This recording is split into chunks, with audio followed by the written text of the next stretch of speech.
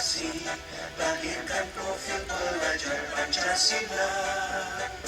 Belajar, bergerak, berbagi untuk negeri, kita menjalin kolaborasi.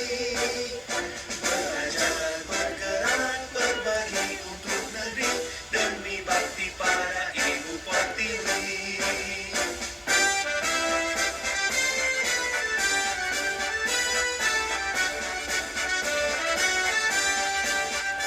Kuatkan tekad, kuatkan hati, negeri ini memanggilmu kawan. Belajar, bergerak, berbagi untuk negeri, guru penggerak majukan pendidikan.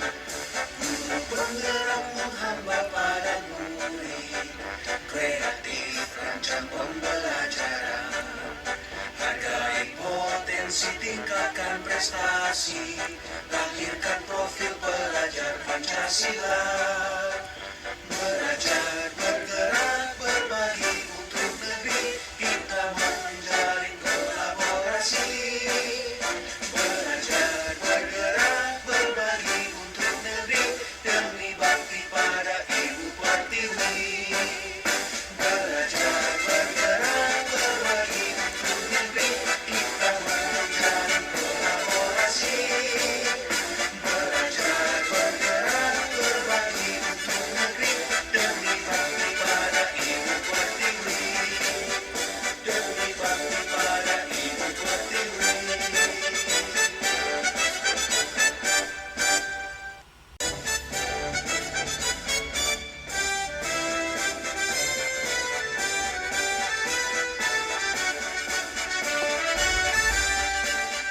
Kuatkan tekad, kuatkan hati, negeri ini memanggilmu kawan.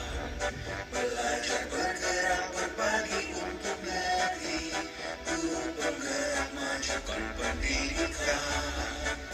Guru penggerak menghamba pada murid, kreatif rancang pembelajaran.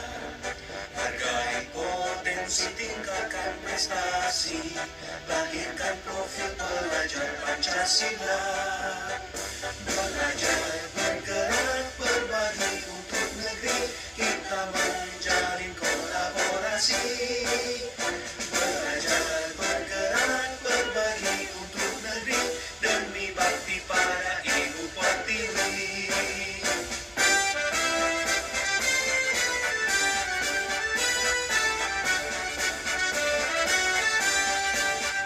Kuatkan tekad, kuatkan hati, negeri ini memanggilmu kawan. Belajar, bergerak, berbagi untuk negeri, guru penggerak majukan pendidikan. Guru penggerak menghamba pada murid, kreatif rancang pembelajaran. Hargai potensi, tingkatkan prestasi, lahirkan profil pelajar Pancasila. Belajar, bergerak, berbagi untuk negeri, kita menjalin kolaborasi. Belajar, bergerak, berbagi untuk negeri, demi bakti pada Ibu Pertiwi. Belajar, bergerak, berbagi untuk negeri, kita menjalin kolaborasi. Belajar, bergerak, berbagi untuk negeri, demi bakti pada Ibu Pertiwi. Demi bakti pada Ibu Pertiwi.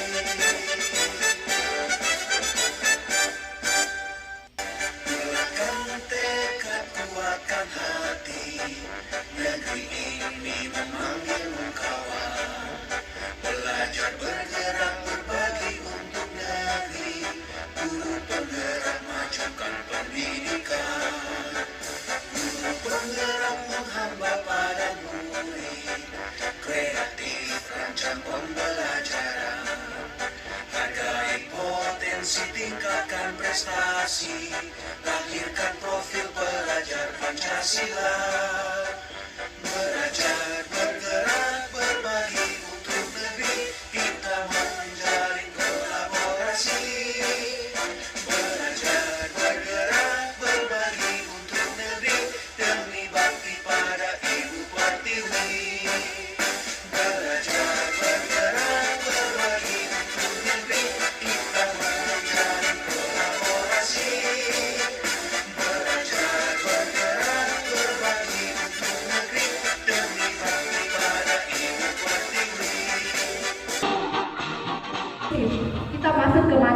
budaya positif.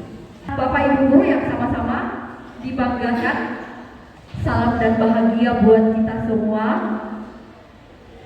Salah satu budaya positif dan sudah saya lakukan mulai dari semester ini adalah pada pertemuan pertama merancang kesepakatan dengan siswa.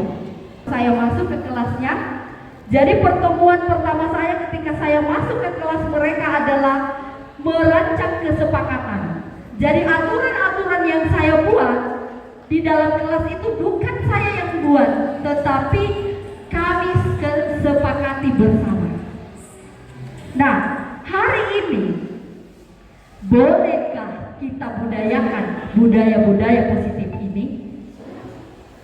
Bagaimana Bapak Ibu? Bolehkah kita budayakan budaya-budaya? Sebelum kita lanjut materi, kita membudayakan budaya positif. Kita menyepakati apa kesepakatan yang kita mau lakukan untuk mungkin 30 menit ke depan lagi. Masih ada sedikit materi. Kira-kira apa kesepakatan kita? Apakah kita sepakat untuk hadir sampai selesai acara kita? Apakah kita sepakat? Bagaimana anak-anakku sekalian? Merancang kesepakatan bukan barang asing lagi ya. Sampai biasa kalau bunyi bel untuk istirahat, Ibu, kesepakatan kita ingat tak? Bagaimana Bapak Ibu? Kita mulai hari ini melakukan budaya-budaya positif. Apakah kita untuk hadir sampai selesai acara kita? Sepakatkah kita? Suaranya baru ngomong yang kencang. Sepakatkah kita? Iya, terima kasih atas kesepakatan kita. Apalagi? Masih ada kesepakatan yang kita mau bangun bersama dalam acara kita hari ini? Iya. Nah, ini definisi kita, budaya positif. Ya, saya sudah sedikit membawakan tadi bahwa bagaimana guru itu berdasarkan Ki Hajar Dewantara, bahwa guru menuntun bahkan dibahasakan oleh Ki Hajar Dewantara sebagai menghamba atau sebagai abang, ya, seperti itu tadi. Nah, next, pendidikan. Pendidikan adalah usaha persiapan dan persediaan untuk segala kepentingan hidup manusia, baik dalam hidup bermasyarakat dan hidup berbudaya. Dan ini pengertian mengenai pendidikan. Bagaimana kita berusaha mempersiapkan dan menyediakan segala kepentingan hidup anak-anak kita, baik dalam hidup bermasyarakat maupun berbudaya. Kemudian dikatakan juga bahwa pendidikan adalah ruang berlatih dan bertumbuhnya nilai-nilai kemanusiaan yang dapat diteruskan dan diwariskan. Ini yang selalu saya katakan di kelas, bahwa lakukan sesuatu dengan penuh tanggung jawab. Karena ketika Anda melakukan sesuatu dengan penuh tanggung jawab, kamu bukan hanya sampai di sini. Kamu nanti akan menjadi orang tua dan akan mewariskan ke anak-anak kamu sifat seperti itu. Makanya pendidikan adalah ruang berlatih dan bertumbuhnya nilai-nilai kemanusiaan yang dapat diteruskan atau diwariskan. Kemudian pendidikan juga menciptakan ruang bagi murid untuk bertumbuh secara utuh agar mampu memuliakan dirinya dan orang lain. Di sini adalah merdeka batin dan merdeka lahir. Jadi kita bagaimana menciptakan anak-anak itu supaya dia bertumbuh secara utuh, supaya dia nantinya itu merdeka secara batin. Coba kita perhatikan. Saya selalu bilang di kelas, penyakit corona yang dari suamo, Bapak Ibu juga merasakan hal demikian ketika masuk kelas. Hal itu begini. Kenapa? Karena mereka tidak merdeka batin.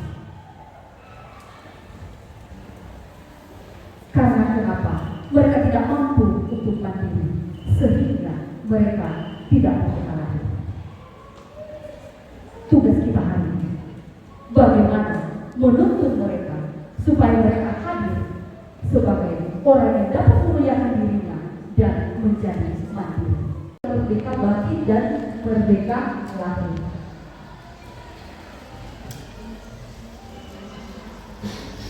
Nah, dikatakan oleh Ki Hajar Dewantara bahwa peran pendidik itu tidak ada bedanya dengan seorang petani. Bapak Ibu guru paling viral kemarin yang berawan bunga ya. Nah, diandaikan sebagai seorang petani seperti jagung. Misalnya, jagung itu bibitnya biasa-biasa saja, tetapi ditempatkan di tanah yang subur, mendapat sinar matahari yang baik, pengairannya baik, ada sentuhan kehangatan. Terus dipaksa yang kelihatan bunga toh, apa yang dihasilkan? Yang dihasilkan adalah akan tumbuh dengan baik. Begitu juga anak-anak kita, Bapak Ibu yang berkasih.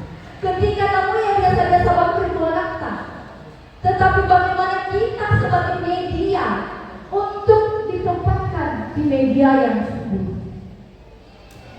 Kehadiran kita adalah media mendapatkan sinar perawatan, sentuhan kehangatan, maka akan tumbuh dengan baik. Anak itu melangkahkan kaki masuk ke sekolah dengan penuh sukacita. Kata kuncinya ada pada guru piket. Kami sering dengan guru piket bahwa kalau bisa anak yang lagi galau di rumahnya datang ke sekolah dengan baru melihat sambutan piket, kegalauan yang dialami dari rumah langsung berubah dengan sukacita. Karena ini kita harapkan ini.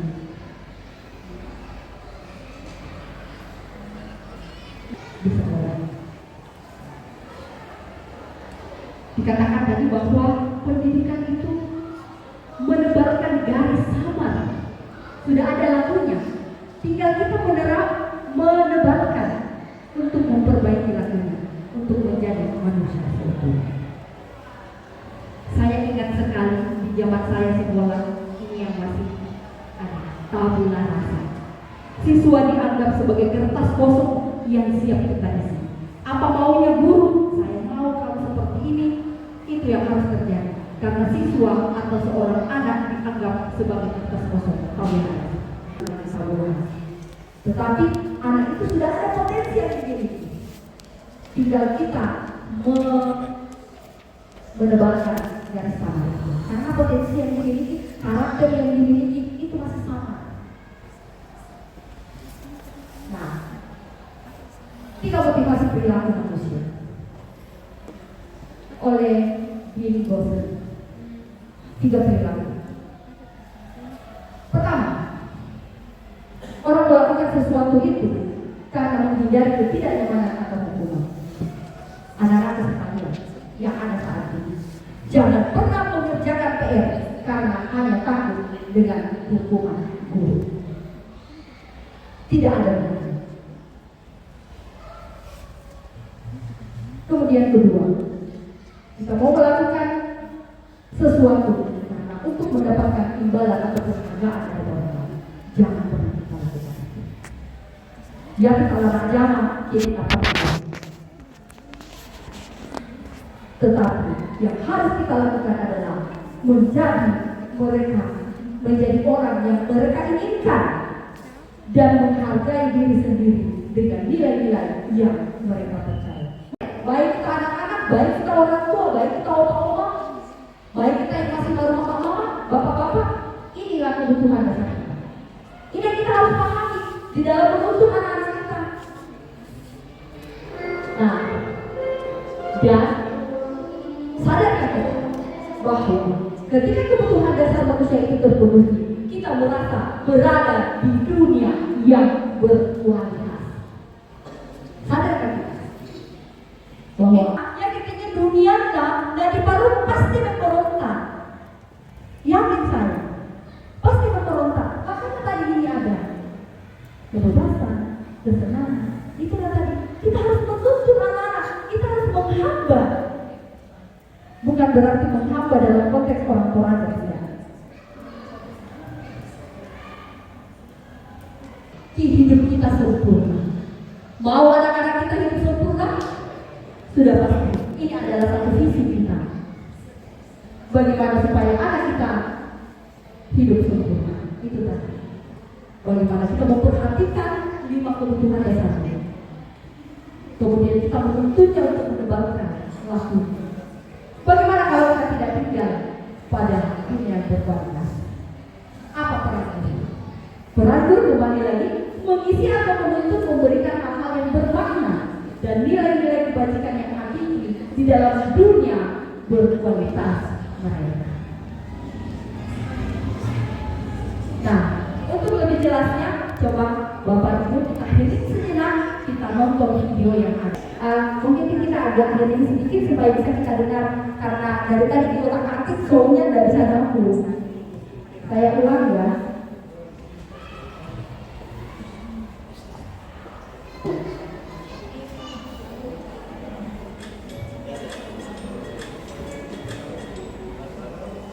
Salam dan bahagia Ibu dan Bapak guru hebat. Untuk membangun budaya sekolah yang positif dengan lingkungan yang aman dan murid menjadi pribadi yang berdaya, seimbang, bahagia.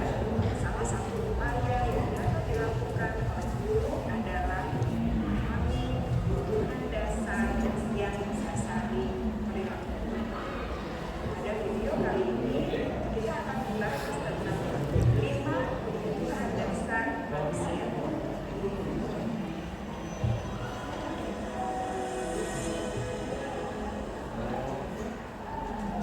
Ki Hajar Dewantara dalam salah satu kebutuhannya menyatakan, perbedaannya dengan hidup Tuhan. Seorang petani dalam hakikatnya sama kewajibannya dengan seorang pendidik yang menanam padi bersama. Hanya dapat dia dapat memiliki kesempatan melihara tanaman padi, memberi pupuk dan air, membasmi atau jauh-jauh dari tanaman padi dengan ketika guru memahami kebutuhan apa yang mendasari murid,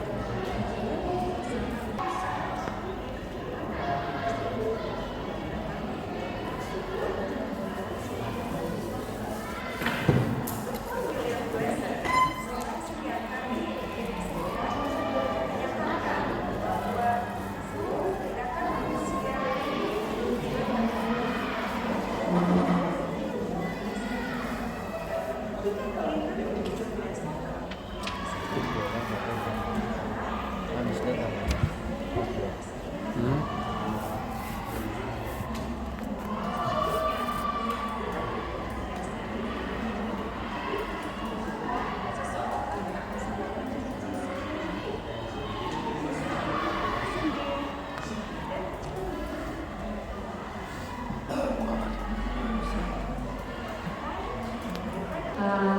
siswa. Nah, karena adanya kebutuhan dasar siswa, kita sebagai guru itu ada 5 posisi kontrol kita yang biasanya kita lakukan. Kadang kita sebagai guru itu sebagai penghukum. Nah, ketika kita sebagai penghukum, apa reaksi siswa? Kemungkinan murid itu marah dan mendendam. Betul anak-anak? Betul. Betul? Betul. Katanya betul. Jadi jangan kita jadi penghukum. Kemudian kedua, posisi kontrol kedua adalah kadang kita mau membuat merasa bersalah. Contohnya, wih jangan beritahu begitu, Retno. Nanti guru mau nanti kepala sekolah. Itu tuh kalau mau nakal tuh nanti datang ke kepala sekolah. Contohnya begitu. Anak itu kita kita perlakukan bahwa dia yang kita merasa bersalah. Sehingga apa akibatnya di anak? Murid akan merasa bersalah dan merasa gagal. Ya sudah kak, kasih sakit ibu surpa, marahin nanti kepala sekolah gara-gara saya. Itu yang ada di anak. Sehingga apa? Emosinya akan tertanam rapat dan apa akibatnya?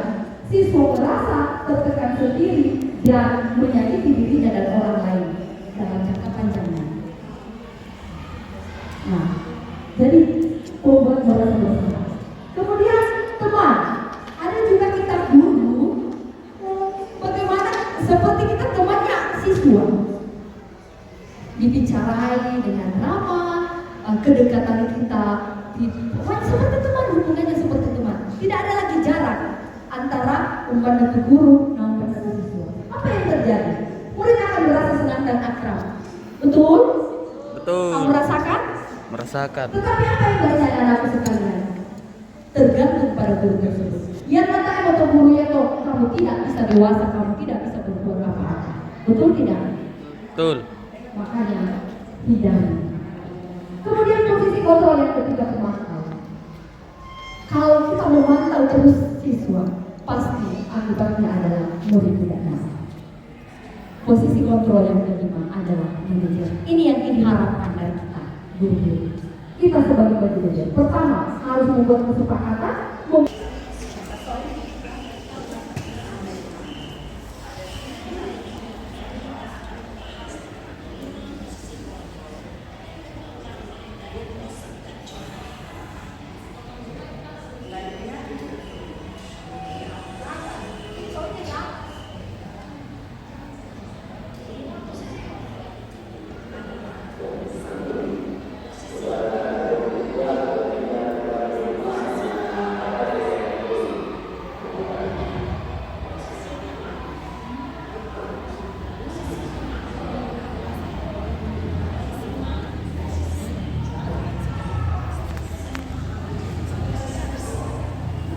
Ya, Bapak Ibu, mari kita perhatikan, pernahkah kita melakukan seperti ini?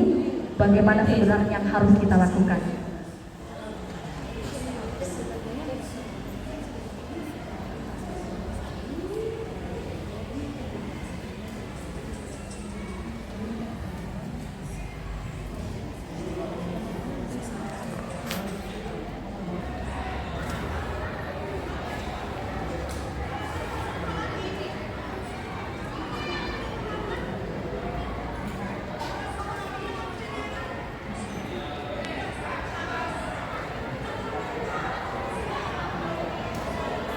Kita berada pada posisi membuat sebuah kesalahan.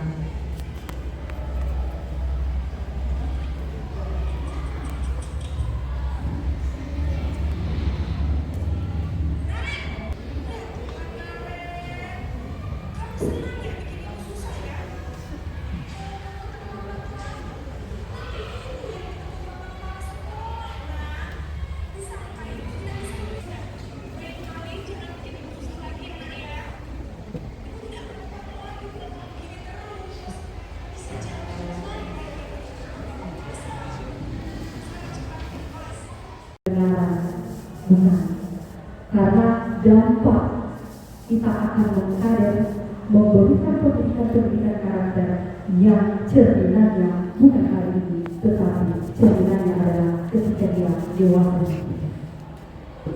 Nah, untuk itu tadi dikatakan bahwa kelima posisi kontrol itu menurut penelitian yang paling bagus katanya kita lakukan adalah posisi manajer. Posisi manajer adalah langkah-langkahnya yang diistilahkan sebagai segitiga eksekusi. Jadi ketika anak itu melakukan kesalahan, langkah yang harus dilakukan adalah pertama, menstabilkan identitas. Kemudian kedua, di mana menstabilkan identitas itu proses menciptakan kondisi bagi murid untuk memperbaiki kesalahan mereka. Kedua adalah validasi tindakan yang salah. Kita validasi tindakan yang dilakukan kesalahan. Kemudian yang ketiga adalah menanyakan keyakinan, membantu murid memiliki tujuan, disiplin positif, dan memulihkan dirinya setelah berbuat salah. Untuk lebih lengkapnya, mari kita saksikan video berikut ini.